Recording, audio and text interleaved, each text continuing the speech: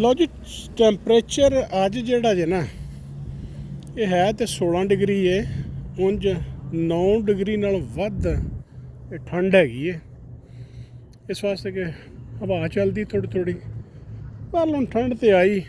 ਹੁਣ ਤੇ ਮੌਸਮ ਜਿਹੜਾ ਗਰਮੀਆਂ ਸਾਰੀਆਂ ਮੁੱਕ ਗਈਆਂ। ਉਂਝ ਤੇ ਗਰਮੀਆਂ ਦੇ ਵਿੱਚ ਵੀ ਇੱਥੇ ਕੋਈ ਬਹੁਤ ਜ਼ਿਆਦਾ ਗਰਮੀ ਨਹੀਂ ਹੁੰਦੀ। ਉਂਝ ਹੁਣ ਕਾਫੀ ਹੱਦ ਤੱਕ ਜਿਹੜਾ ਉਹ ਠੀਕ ਹੋ ਗਿਆ ਕੰਮ। ਅੱਛਾ, ਗੱਲ ਫਿਰ ਉੱਥੋਂ ਹੀ ਅਸੀਂ ਸ਼ੁਰੂ ਕਰਨੇ ਆ ਕਿ ਇਹ ਦੁਨੀਆ ਬੜੀ ਅਜੀਬ ਹੈ ਨਾ, ਕਿ ਇਹਦੇ 'ਚ ਔਖੇ ਭਾਰੇ ਵੇਲੇ ਵੀ ਆਉਂਦੇ ਨੇ, ਸੁੱਖ ਵੀ ਆਉਂਦਾ, ਦੁੱਖ ਵੀ ਆਉਂਦਾ। ਜ਼ਿੰਦਗੀ ਨਾ ਹੀ ਇਹਦਾ। ਅਤੇ ਇਹਦੇ ਵਿੱਚ ਸਭ ਤੋਂ ਕਮਾਲ ਜਿਹੜਾ ਹੈਗਾ ਨਾ ਉਹ ਇਹ ਹੈਗਾ ਕਿ ਉਹਨਾਂ ਆਜ਼ਮਾਇਸ਼ਾਂ 'ਚ ਬੰਦਾ ਪੂਰਾ ਕਿੰਨਾ ਉੱਤਰਦਾ, ਜਿਹੜੀਆਂ ਰੱਬ ਵੱਲੋਂ ਵੀ ਆਉਂਦੀਆਂ ਅਤੇ ਕੁਝ ਐਸੀਆਂ ਹੁੰਦੀਆਂ ਨੇ ਜਿਹੜੇ ਕਿ ਮੈਨ ਮੇਡ ਡਿਜ਼ਾਸਟਰਸ ਹੁੰਦੇ ਨੇ, ਕਿ ਬੰਦੇ ਦੇ ਆਪਣੇ ਗੁਨਾਹ, ਬੰਦੇ ਦੀਆਂ ਆਪਣੀਆਂ ਗਲਤੀਆਂ, ਉਹਨਾਂ ਦੀ ਵਜ੍ਹਾ ਤੋਂ ਵੀ ਮਸਾਇਲ ਆਉਂਦੇ ਨੇ। ਗੱਲ ਹੋਣ ਰਹੀ ਸੀ ਬਨੀ ਇਸਰਾਈਲ ਦੀ, ਕਿ ਬਨੀ ਇਸਰਾਈਲ ਵਾਲਿਆਂ ਤੇ ਰੱਬ ਦੀਆਂ ਬੜੀਆਂ ਨੇਕੀਆਂ ਬਾਰ ਅੱਲਾਹ ਤਾਲਾ ਦੱਸਦੇ ਨੇ ਕਿ ਵੀ ਮੈਂ ਤੁਹਾਨੂੰ ਪਹਿਲੋਂ ਫਿਰੌਨ ਕੋ ਛੁਡਾਇਆ, ਉਹਦੇ ਜ਼ੁਲਮ ਤੋਂ ਨਿਜਾਤ ਦਿੱਤੀ। ਫਿਰ ਉਹ ਦਰਿਆ ਨੀਲ 'ਚ ਤੁਸੀਂ ਜਿਸ ਵੇਲੇ ਅੱਗੇ ਲੱਗੇ ਕਿ ਜਾਣ ਡੇ ਹਜ਼ਰਤ ਮੂਸਾ ਅਲੈਹਿ ਸਲਾਮ ਦੇ ਨਾਲ, ਅਤੇ ਫਿਰੌਨ ਦੀਆਂ ਫੌਜਾਂ ਜਿਹੜੀਆਂ ਨੇ ਮਗਰ ਚੜ੍ਹੀਆਂ ਸਨ, ਉਹ ਦਰਿਆ ਨੀਲ ਜਿਹੜਾ ਉਹਨੂੰ ਮੈਂ ਤੁਹਾਡੇ ਵਾਸਤੇ ਜਿਹੜਾ ਉਹਨੂੰ 2 ਫੱਟ ਕਰਤਾ। ਤੁਸੀਂ ਵਿਚਕਾਰੋਂ ਦੀ ਲੰਘ ਕੇ ਰਾਹ ਬਣਾ ਤਾ ਪਾਣੀ 'ਚੋਂ ਦੀ, ਤੁਸੀਂ ਲੰਘ ਗਏ। ਅਤੇ ਫਿਰ ਜੇ ਫਿਰੌਨ ਅਤੇ ਉਹਦੀਆਂ ਫੌਜਾਂ ਜਿਹੜੀਆਂ ਵਿੱਚ ਵੜੀਆਂ, ਜਿਸ ਵੇਲੇ ਤੁਹਾਡੇ ਪਿੱਛੇ ਦੌੜੀਆਂ, ਅਤੇ ਉਹਨੂੰ ਮੈਂ ਫੱਟ ਮੇਲ ਦਿੱਤਾ ਅਤੇ ਉਹ ਦਰਿਆ ਦੇ ਵਿੱਚ ਗਰਕ ਹੋ ਗਈ ਸਾਰੀ ਉਹਦੀ ਫੌਜ ਵੀ ਅਤੇ ਸਾਰੇ ਹੀ। ਅੱਛਾ, ਇਹ ਫਿਰੌਨ ਜਿਹੜਾ, ਜਿਵੇਂ ਮੈਂ ਕੱਲ੍ਹ ਵੀ ਦੱਸਿਆ ਸੀ ਨਾ, ਇਹ ਇੱਕ ਬਾਦਸ਼ਾਹ ਨਹੀਂ, ਇਹ ਨਸਲ ਹੈ ਬਾਦਸ਼ਾਹਾਂ ਦੀ ਜਿਹੜੇ ਚੱਲ ਸੀ। ਉਸ ਤੋਂ ਬਾਅਦ ਅੱਲਾਹ ਤਾਲਾ ਕਹਿੰਦੇ ਨੇ ਕਿ ਜਦੋਂ ਤੁਸੀਂ ਸੀਨਾ ਦੇ ਵਿੱਚ ਚਲੇ ਗਏ, ਹੌਲੀ ਹੌਲੀ ਫਿਰੌਨ ਦੇ ਮਜ਼ਾਲਿਮ ਵੱਧ ਗਏ ਲੱਖਾਂ ਦੀ ਤਾਦਾਦ ਵਿੱਚ। ਜਿਸ ਵੇਲੇ ਤੁਸੀਂ ਉੱਥੇ ਸੀਨਾ ਦੇ ਵਿੱਚ ਜਮ੍ਹਾਂ ਹੋ ਗਏ, ਜਜ਼ੀਰਾ ਸੀਨਾ ਜਿਹੜਾ ਸੀ, ਅਤੇ ਮੈਂ ਤੁਹਾਡੇ ਵਾਸਤੇ ਉੱਥੇ ਗਰਮੀ ਸੀ ਬੜੀ, ਤੁਹਾਡੇ ਵਾਸਤੇ ਬੱਦਲ ਕਰਤੇ, ਔਰ ਕਈ ਸਾਲ ਮੈਂ ਤੁਹਾਡੀ ਮਦਦ ਕੀਤੀ ਕਿ ਤੁਹਾਡੇ ਕੋਲ ਰਹਿਣ ਨੂੰ ਥਾਂ ਕੋਈ ਨਹੀਂ ਸੀ, ਘਰ ਕੋਈ ਨਹੀਂ ਸੀ, ਛਾਂ ਕੀਤੀ ਰੱਖੀ, ਅਤੇ ਗਰਮੀ 'ਚ ਸੜੋ ਬੜੋ ਨਾ ਤੁਸੀਂ। ਫਿਰ ਮੈਂ ਇਹ ਕੀਤਾ ਕਿ ਤੁਹਾਨੂੰ ਮੈਂ ਮਨ ਸਲਵਾ ਦਿੱਤਾ। ਫਿਰ ਤੁਹਾਨੂੰ ਗਲਤੀਆਂ ਤੁਹਾਡੇ ਕੋਲ ਹੋਈਆਂ ਕਿ ਮੂਸਾ ਅਲੈਹਿ ਸਲਾਮ ਆਪਣੇ ਰੱਬ ਨੂੰ ਮਿਲਣ ਗਏ, ਅਤੇ ਤੁਸੀਂ ਦੱਸਿਆ ਸੀ ਤੁਹਾਨੂੰ ਮੂਸਾ ਅਲੈਹਿ ਸਲਾਮ ਨੇ ਵੀ ਇੱਕੋ ਰੱਬ ਦੀ ਪੂਜਾ ਕਰਨੀ ਹੈ। ਨਫਾ ਨੁਕਸਾਨ ਜੋ ਹੈਗਾ ਨਾ, ਹਰ ਸ਼ੈ ਰੱਬ ਦੇ ਹੱਥ ਵਿੱਚ, ਹੋਰ ਕੋਈ ਨਾ ਤੁਹਾਨੂੰ ਕੋਈ ਦੇ ਸਕਦਾ, ਨਾ ਕੋਈ ਤੁਹਾਡੇ ਕੋਲ ਲੈ ਸਕਦਾ। ਅਤੇ ਤੁਸੀਂ ਫਿਰ ਆਪਣੇ ਆਬਾਓ ਅਜਦਾਦ ਔਰ ਦੂਸਰੇ ਇਲਾਕੇ ਦੇ ਲੋਕਾਂ ਨੂੰ ਜਿਹੜਾ ਉਹਨਾਂ ਨੂੰ ਵੇਖਦੇ ਹੋਏ ਆ, ਅਤੇ ਤੁਸੀਂ ਫਿਰ ਉਹ ਕੰਮ ਸ਼ੁਰੂ ਕਰਤਾ ਕਿ ਬਛੜੇ ਦੀ ਪੂਜਾ ਕਰਤੀ। ਗਾਂ ਦਾ ਜਿਹੜਾ ਵੱਛਾ ਵੁੱਛਾ ਹੁੰਦਾ ਕੋਈ, ਅਤੇ ਇਹਦੀ ਇਹ ਪੂਜਾ ਸ਼ੁਰੂ ਕਰਤੀ, ਉਹਨੂੰ ਮਬੂਦ ਬਣਾ ਲਿਆ। ਇਹੋ ਹੀ ਤਾਂ ਕੰਮ ਸੀ ਜਿਹੜੇ ਹਜ਼ਰਤ ਯੂਸੁਫ ਅਲੈਹਿ ਸਲਾਮ ਜਦੋਂ ਮਿਸਰ 'ਚ ਆਏ ਨੇ ਨਾ, ਅਤੇ ਉਸ ਤੋਂ ਪਹਿਲੋਂ ਉੱਥੋਂ ਦੇ ਲੋਕ ਕਰਦੇ ਸਨ।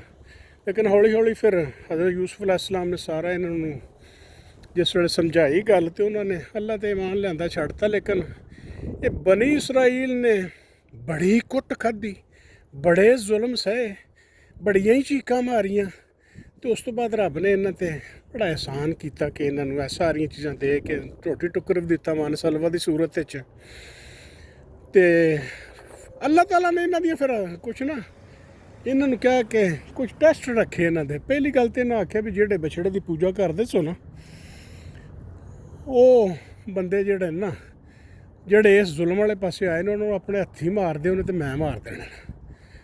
ਉਹ ਤੁਸੀਂ ਮਾਰੇ ਜਾਂ ਨਾ ਮਾਰੇ, ਹੁਣ ਉਹਦੀ ਕੋਈ ਬਹੁਤੀ ਤਫਸੀਲ ਨਹੀਂ ਹੈਗੀ। ਉਂਝ ਹੋਇਆ ਇਸ ਤਰ੍ਹਾਂ ਬਈ ਉਸ ਤੋਂ ਬਾਅਦ ਉਹਨਾਂ ਨੇ ਤੋਬਾ ਤਿੱਲਾ ਕੀਤੀ, ਅਤੇ ਰੱਬ ਨੇ ਆਖਿਆ ਠੀਕ ਹੈ, ਤੁਸੀਂ ਆ ਜਿਹੜੀ ਗਾਈ ਹੈ ਨਾ, ਇਹਨੂੰ ਤੁਸੀਂ ਹਲਾਲ ਕਰ ਦਿਓ।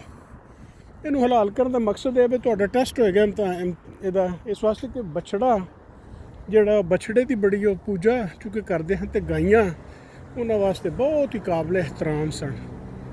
ਉਹਨਾਂ ਨੇ ਫਿਰ ਕੀ ਕੀਤਾ ਕਿ ਗਾਈ ਜਿਹੜੀ ਹੈ ਨਾ, ਹੀਲੇ ਬਾਣੇ ਕਰਨ ਲੱਗ ਪਏ ਨਾ। ਅੱਛਾ ਜੀ, ਹਜ਼ਰਤ ਮੂਸਾ ਅਲੈਹਿ ਸਲਾਮ ਕਿਹੋ ਜਿਹੀ ਗਾਈ ਜੀ, ਕਿਹੜੇ ਰੰਗ ਦੀ ਗਾਈ, ਕਿੱਡੀ ਕੁ ਵੱਡੀ ਗਾਈ, ਕਿਹੜੀ ਉਮਰ ਦੀ ਗਾਈ, ਇਹ ਸਾਰੀਆਂ ਗੱਲਾਂ ਹੁਣ ਰੁਕ ਕੇ ਨਾ ਇੱਕ ਵਾਰੀ ਵੇਖੀਏ। ਅੱਜ ਕੱਲ੍ਹ ਵੀ ਨਾ ਅਸੀਂ ਇਹੋ ਕੰਮ ਹੀ ਕਰ ਰਹੇ ਹਾਂ। ਜੇ ਕੋਈ ਸਾਨੂੰ ਨੇਕ ਮਸਲਾ ਦੱਸਦਾ ਨਾ, ਕੁਰਾਨ ਅਤੇ ਹਦੀਸ ਨੂੰ ਛੱਡ ਕੇ ਨਾ ਅਸੀਂ ਨਵੀਆਂ ਆਪਣੀ ਵਜ਼ਾਹਤਾਂ ਅਤੇ ਨਵੀਆਂ ਤੌਜ਼ੀਹਾਤ ਕੱਢਨੇ ਆ ਕਿ ਜਨਾਬ ਹੈ ਇੰਝ ਤੇ ਇੰਝ, ਜਿਹੜਾ ਰਾਹ ਸਾਨੂੰ ਸੌਖਾ ਲੱਭਦਾ ਨਾ ਉਸ ਪਾਸੇ ਟੁਰ ਪੈਂਦੇ ਆ ਅਤੇ ਭਟਕ ਜਾਂਦੇ ਆ। ਇਹ ਉਹੋ ਹੀ ਰਾਹ ਨੇ, ਉਹੋ ਹੀ ਬਹਾਨੇ ਨੇ, ਇਹ ਉਹੋ ਹੀ ਧੋਖੇ ਨੇ ਜਿਹੜੇ ਅੱਜ ਦੇ ਮੁਸਲਮਾਨ, ਜਿਹੜੇ ਭਟਕੇ ਮੁਸਲਮਾਨ ਨੇ, ਉਹ ਕਰਦੇ ਨੇ। ਔਰ ਉਹਦੀ ਵਜ੍ਹਾ ਤੋਂ ਜਿਹੜਾ ਉਹਨਾਂ ਨੂੰ ਘਾਟਾ ਵੀ ਪੈਂਦਾ ਇਸ ਗੱਲ ਦਾ। ਖੈਰ ਉਹ ਮੰਨ ਕੇ ਦੱਸਿਆ ਹਜ਼ਰਤ ਮੂਸਾ अलैहिस्सलाम ਨੂੰ ਵੀ ਗਾਈ ਉਹੋ ਜਿਹੀ ਚਾਹੀਦੀ ਹੈ ਜਿਹੜੀ ਖਿਦਮਤਗਾਰ ਨਾ ਹੋਵੇ, ਯਾਨੀ ਜਿਹਦੇ ਕੋਲੋਂ ਤੁਸੀਂ ਵਾਹੀ ਬੀਜੀ ਦਾ ਕੰਮ ਨਹੀਂ ਲੈਂਦੇ। ਤੁਹਾਨੂੰ ਪਤਾ ਪਿੰਡਾਂ ਥਾਵਾਂ ਦੇ 'ਚ ਝੋਟੀਆਂ ਵੱਛੀਆਂ ਜਿਹੜੀਆਂ ਨਾ, ਇਹਨਾਂ ਨੂੰ ਵਾਹੀ ਵਾਸਤੇ ਇਸਤੇਮਾਲ ਕਰਦੇ ਨੇ। ਅਤੇ ਹਜ਼ਰਤ ਮੂਸਾ अलैहिस्सलाम ਨੇ ਕਿਹਾ ਵੀ ਇਹੋ ਜਿਹੀ ਵੱਛੀਆਂ ਜਿਹੜੀਆਂ ਕਿ ਕਿਸੇ ਵਾਹੀ ਲਈ ਖਿਦਮਤ ਲਈ ਇਸਤੇਮਾਲ ਨਹੀਂ ਕਰਦੇ, ਉਹ ਤੁਸੀਂ ਕਰ ਲਈ ਹੈ, ਉਹਨੂੰ ਕਰ ਦਿਓ। ਉਹਨਾਂ ਜ਼ਬਾ ਕਰਤਾ, ਮਾਫੀ ਮੰਗ ਲਈ, ਫਿਰ ਬਾਜ਼ ਨਹੀਂ ਆਏ। ਮਾਫੀ ਮੰਗ ਕੇ ਹਟ ਕੇ ਗੁਨਾਹ ਕਰਦੇ ਰਹੇ। ਬੰਦਾ ਇੱਕ ਮਰ ਗਿਆ, ਉਹਦੇ ਤੇ ਹੁਣ ਇੱਕ ਦੂਸਰੇ ਤੇ ਤੋਹਮਤਾਂ ਲਾਉਣ, ਉਹਨੇ ਮਾਰਿਆ ਤੇ ਉਹਨੇ ਮਾਰਿਆ ਇਹਨਾਂ ਆਪ ਹੀ ਸੀ ਰਲ ਮਿਲ ਕੇ। ਤੇ ਅੱਲਾਹ ਤਾਲਾ ਨੇ ਕਿਹਾ ਵੀ ਅੱਛਾ ਕਿ ਤੁਸੀਂ ਐਡਾ ਤੋਹਮਤ ਤੇ ਝੂਠ ਫਰੇਬ ਕਰਦੇ ਹੋ, ਜਾ ਕੇ ਨਾ ਉਸ ਮਈਤ ਨੂੰ ਜਿਹੜਾ ਮਰਿਆ ਉਹਨੂੰ ਜਾ ਕੇ ਤੇ ਇੱਕ ਵਾਰੀ ਉਹਦੇ ਜਿਸਮ ਦੇ ਕਿਸੇ ਹਿੱਸੇ ਨੂੰ ਟੱਚ ਕਰੋ, ਉਹ ਜਿੰਦਾ ਹੋ ਜਾਏਗਾ ਤੇ ਉਹ ਆਪ ਦੱਸੇਗਾ ਮੈਨੂੰ ਕਿੰਨੇ ਮਾਰਿਆ। ਪਰ ਇਹਨਾਂ ਕਿੱਥੇ ਸ਼ਰਮਿੰਦਾ ਹੋਣਾ ਸੀ, ਉਹ ਟੱਚ ਕੀਤਾ ਤੇ ਉਹ ਜ਼ਿੰਦਾ ਹੋਇਆ। ਤੇ ਤਫਸੀਰਾਂ 'ਚ ਲਿਖਿਆ ਵੀ ਉਹ ਕੁਝ ਵਕਤ ਲਈ ਉਹ ਜ਼ਿੰਦਾ ਹੋਇਆ ਔਰ ਦੱਸਣ ਵਾਸਤੇ ਵੀ ਮੈਨੂੰ ਫਲਾਣੇ ਬੰਦੇ ਨੇ ਮਾਰਿਆ। ਰੱਬ ਦੀ ਹਿਕਮਤ ਸੀ। ਉਹ ਜਿਸ ਵੇਲੇ ਕੰਮ ਹੋ ਗਿਆ ਤੇ ਫਿਰ ਰੱਬ ਨੇ ਇਹਨਾਂ ਨੂੰ ਆਖਿਆ ਕਿ ਸ਼ਰੀਅਤ ਜਿਹੜੀ ਮੈਂ ਘੱਲੀ ਹੈ ਨਾ ਹਜ਼ਰਤ ਮੂਸਾ अलैहिस्सलाम ਦੇ ਹੱਥ, ਉਹਨੂੰ ਮੰਨੋ ਤੁਸੀਂ। ਇੱਕ ਕੰਮ ਇਹ ਕਰੋ ਕਿ ਜਿਹੜਾ ਹਫਤੇ ਵਾਲਾ ਦਿਨ ਹੈ ਨਾ, ਹਫਤੇ ਵਾਲੇ ਦਿਨ ਤੁਸੀਂ ਸਿਰਫ ਇਬਾਦਤ ਲਈ ਮਖਸੂਸ ਕਰਦੇ ਹੋ, ਕੋਈ ਕਾਰੋਬਾਰ, ਕੋਈ ਗੱਲ, ਕੋਈ ਮੀਟਿੰਗ ਕੁਝ ਨਹੀਂ ਕਰਨਾ। ਉਹਨੂੰ ਆਉਂਦੇ ਨੇ ਸਬਤ ਹਫਤੇ ਨੂੰ ਆਉਂਦੇ ਨੇ ਨਾ। ਤਾਂ ਸਬਤ ਦਾ ਦਿਨ ਜਿਹੜਾ ਤੁਹਾਡੇ ਵਾਸਤੇ ਸਿਰਫ ਇਬਾਦਤ ਵਾਸਤੇ ਮਖਸੂਸ ਮੈਂ ਕਰਨਾ, ਤੇ ਤੁਸੀਂ ਮੰਨੋ ਇਸ ਗੱਲ ਨੂੰ। ਉਹ ਖੈਰ ਉਹਨਾਂ ਨੇ ਕੀ ਮੰਨਣਾ ਸੀ, ਫਿਰ ਨਸ਼ੁਕਰੇ ਨੇ, ਫਿਰ ਨਿਅਮਤਾਂ ਖਾ ਕੇ ਇੰਜੋਏ ਕਰਕੇ ਉਹਦਾ ਫਾਇਦਾ ਲੈ ਕੇ, ਇਹਦੇ ਬਾਵਜੂਦ ਫਿਰ ਸਭ ਤੋਂ ਵੀ ਹਟ ਗਏ ਤੇ ਉਹ ਸਾਰਾ ਆਪਣਾ ਕਾਰੋਬਾਰ ਨਾ ਸ਼ੁਰੂ ਕਰਤਾ। ਇਹ ਹੁਣ ਉਹ ਨਿਯਮਤਾਂ ਨੇ, ਤੁਹਾਨੂੰ ਪਤਾ ਹੁਣ ਨਿਯਮਤਾਂ ਗਿਣੋ ਤੁਸੀਂ। ਫਿਰ ਉਹਨਾਂ ਕੋਲੋਂ ਕੱਢਣਾ, ਦਰਿਆ 'ਚ ਦੁਸ਼ਮਣ ਨੂੰ ਗਰਕ ਕਰਨਾ, ਤੇ ਅੱਗੋਂ 12 ਚਸ਼ਮੇ ਜਿਹੜੇ ਨੇ ਉਹਨਾਂ ਨੇ ਅੱਧਾ ਫੁੱਟਣਾ, ਆਸਾ ਮਾਰਨਾ। ਹਜ਼ਰਤ ਮੂਸਾ अलैहिस्सलाम ਨੇ ਰਜ ਪਾਣੀ ਪੀਣਾ, ਆਪ ਵੀ ਤੇ ਮਾਲ ਨੂੰ ਵੀ ਪਿਆਉਣਾ। ਤੇ ਉਸ ਤੋਂ ਬਾਅਦ ਮਨ ਸਲਵਾ ਵੀ ਦੇਣਾ ਇਹਨਾਂ ਨੂੰ, ਤੇ ਬੱਦਲ ਵੀ ਕਰਨੇ, ਤੇ ਬਾਰਿਸ਼ਾਂ ਵੀ ਕਰਨੀਆਂ, ਤੇ ਖੇਤੀ ਵੀ ਕਰਨੀ, ਤੇ ਸਭ ਨੇਕੀਆਂ ਕੀਤੀਆਂ। ਲੇਕਿਨ ਇਹ ਨਹੀਂ ਬਾਜ਼ ਆਇਆ ਨਾ। ਕਿੱਸਾ ਮੁਖਤਸਰ ਇਹ ਕਿ ਜਦੋਂ ਇਹੋ ਜਿਹੀਆਂ ਸਾਰੀਆਂ ਚੀਜ਼ਾਂ ਹੁੰਦੀਆਂ ਰਹੀਆਂ, ਬਾਰ-ਬਾਰ ਹੁੰਦੀਆਂ ਰਹੀਆਂ, ਤੇ ਅੱਲਾਹ ਤਾਲਾ ਨੇ ਇਹਨਾਂ ਨੂੰ ਕੋਈ ਨਾ ਕੋਈ ਮੌਕੇ ਇੱਕ ਨਹੀਂ ਦਿੱਤਾ ਬਨੀ ਇਸਰਾਈਲ ਨੂੰ, ਬੜੇ ਦਿੱਤੇ। ਫਿਰ ਇਹਨਾਂ ਨੇ ਇਹ ਆਖਣਾ ਸ਼ੁਰੂ ਕਰਤਾ ਕਿ ਸਾਡੇ ਵਰਗਾ ਨੇਕ ਪਾਕ ਔਰ ਇਸ ਕੌਮ ਬਨੀ ਇਸਰਾਈਲ ਵਰਗਾ ਜਿਹੜਾ ਪਵਿੱਤਰ ਹੈ, ਪਾਕ ਸਾਫ ਹੈ, ਰੱਬ ਦੇ ਇੰਨਾ ਨੇੜੇ ਆ, ਇਹਨਾਂ ਨੇ ਹੀ ਬਖਸ਼ਿਆ ਜਾਣਾ, ਬਾਕੀ ਕਿਸੇ ਬੰਦੇ ਨਹੀਂ ਬਖਸ਼ਿਆ ਜਾਣਾ। ਤੇ ਰੱਬ ਨੇ ਜਿਹੜਾ ਨਾ ਉਸੇ ਵੇਲੇ ਆਇਤ ਘੱਲੀ ਕਿ ਮੇਰਾ ਮਾਯਾਰ ਇਹ ਹੈਗਾ ਕਿ ਰੱਬ ਦੇ ਕੰਮ 'ਚ ਤੁਸੀਂ ਕਿਸੇ ਨੂੰ ਉਹਦੀ ਤਾਕਤ, ਉਹਦੇ ਇਖਤਿਆਰ, ਉਹਦੀ ਸਿਫਾਤ 'ਚ ਕਿਸੇ ਨੂੰ ਸ਼ਰੀਕ ਨਹੀਂ ਕਰਨਾ। ਕੁੱਲੋਹੁਮ ਨੰਬਰ 1। ਨੰਬਰ 2, ਤੁਸੀਂ ਆਪਣੀ ਫੈਮਿਲੀ, ਆਪਣੇ ਅਹਿਲੇ ਖਾਨਾ, ਆਪਣੇ ਅਜ਼ੀਜ਼ੋ ਅਕਾਰਬ ਇਨਸਾਨ ਕਤਲੋ ਗਾਰਤਗਰੀ ਨਹੀਂ ਕਰਨੀ। ਯਤੀਮਾਂ ਨੂੰ ਤੁਸੀਂ ਪਾਲਣਾ, ਮਸਕੀਨਾਂ ਨੂੰ ਪਾਲਣਾ, ਨਮਾਜ਼ਾਂ ਨੂੰ ਪੜ੍ਹਨਾ, ਤੁਸੀਂ ਨੇਕ ਅਮਾਲ ਕਰਨੇ ਨੇ, ਤੇ ਤੁਸੀਂ ਬਖਸ਼ੇ ਜਾਵੋਗੇ। ਤੁਹਾਨੂੰ ਕੋਈ ਗਮ, ਤੁਹਾਨੂੰ ਕੋਈ ਹਜ਼ਨ, ਤੁਹਾਨੂੰ ਕੋਈ ਰੰਜ ਨਹੀਂ ਰਹੇਗਾ। ਅੱਲਾਹ ਤਾਲਾ ਨੇ ਮਾਯਾਰ ਮੁਕਰਰ ਕਰਤਾ ਤੇ ਇਹਨਾਂ ਨੂੰ ਦੱਸਿਆ ਇਹ ਭਾਵੇਂ ਤੁਸੀਂ ਬਨੀ ਇਸਰਾਈਲ ਹੋ ਨਾ, ਲੇਕਿਨ ਜੇ ਤੁਸੀਂ ਇਸ ਪੈਮਾਨੇ 'ਤੇ ਪੂਰਾ ਨਹੀਂ ਉਤਰਦੇ ਜਿਹੜਾ ਪੈਮਾਨਾ ਮੈਂ ਤੁਹਾਨੂੰ ਦੱਸ ਦਿੱਤਾ ਹੈ, ਤੇ ਇਹਦਾ ਮਤਲਬ ਹੈ ਕਿ ਤੁਹਾਡੀ ਬਖਸ਼ਿਸ਼ ਵਾਲੀ ਗੱਲ ਹੈ ਕੋਈ ਨਹੀਂ। ਤੇ ਇਹੋ ਹੀ ਕੰਮ ਜੇ ਬਨੀ ਇਸਰਾਈਲ ਤੋਂ ਹਟ ਕੇ ਕੋਈ ਹੋਰ ਕਰ ਲੇਗਾ ਨਾ, ਤੇ ਬਖਸ਼ਿਸ਼ ਉਹਦੀ ਵੀ ਹੋ ਜਾਣੀ ਹੈ। ਇੱਥੇ ਹੁਣ ਲਾਓ ਨਾ ਬ੍ਰੇਕਾਂ ਤੇ ਸੋਚੀਏ।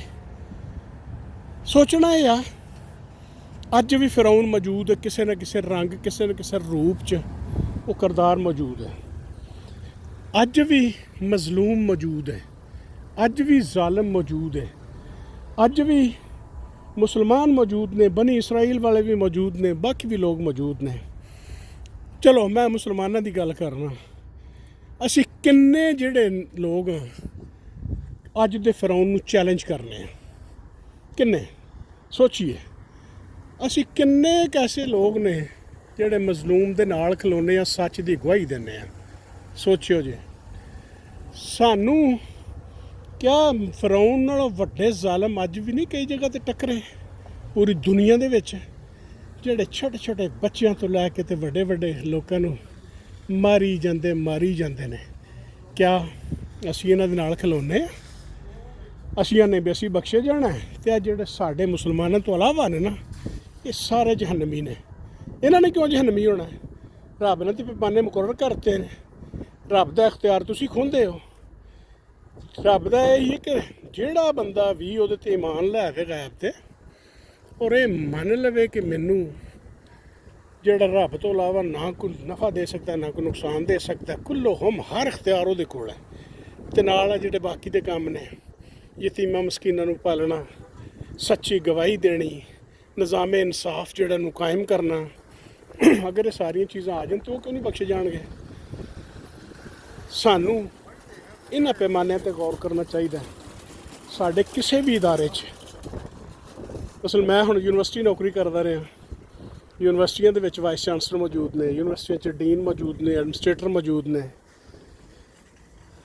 ਮਜਾਲ ਹੈ ਕੋਈ ਬੰਦਾ ਇਹ ਜੁਰਤ ਕਰੇ ਕਿ ਔਰ ਅਦਬ ਨਾਲ ਕਰੇ ਕਿ ਜਨਾਬੇ ਵਾਈਸ ਚਾਂਸਲਰ, जनाब डायरेक्टर, जनाब डीन, जनाब साहब बहादुर, जनाब MNA, जनाब चीफ मिनिस्टर, जनाब जस्टिस, जनाब ਜਿਹੜੇ ਜਿਹੜੇ ਵੀ ਅਫਸਰ ਮੌਜੂਦ ਨੇ ਕਿ ਉਹਨਾਂ ਨੂੰ ਜਿਹੜਾ ਉਹ ਤੁਸੀਂ ਇਹ ਕੰਮ ਗਲਤ ਕਿਉਂ ਕਰਦੇ ਹੋ?